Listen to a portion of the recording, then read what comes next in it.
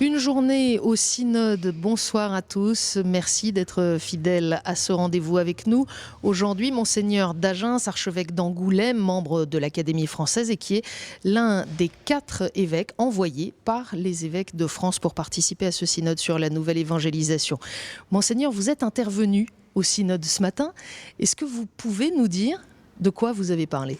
D'abord, j'ai la joie d'être très bien encadré par le président des évêques polonais, l'archevêque de Przemyśl, des Latins comme on dit, et de l'autre côté par l'archevêque d'Abuja, qui est le centre du Nigeria, c'est-à-dire là où il y a quelques difficultés. Et tous les deux, j'admire, parlent très bien le français. Moi, je suis heureux de parler aussi l'italien, mais ils parlent très bien le français. Donc, d'un côté, l'Afrique, et de l'autre, l'Europe orientale.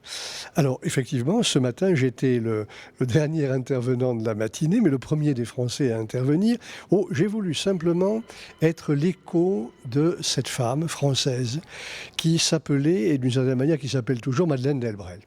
Elle a vécu pendant 30 ans à Ivry et elle a pensé, sans l'avoir cherché, les exigences actuelles de l'évangélisation.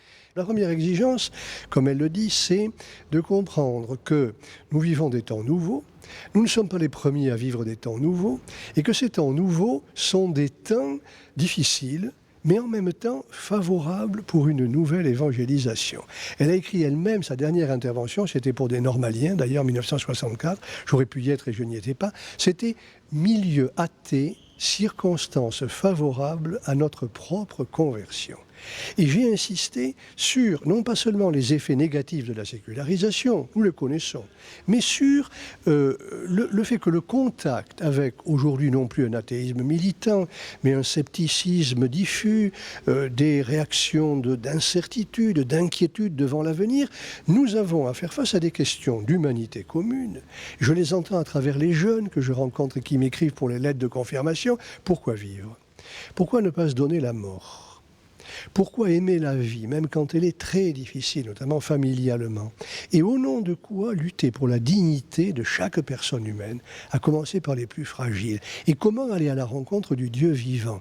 Voilà des questions d'humanité commune, et il est vrai que nous manquons quelquefois de courage pour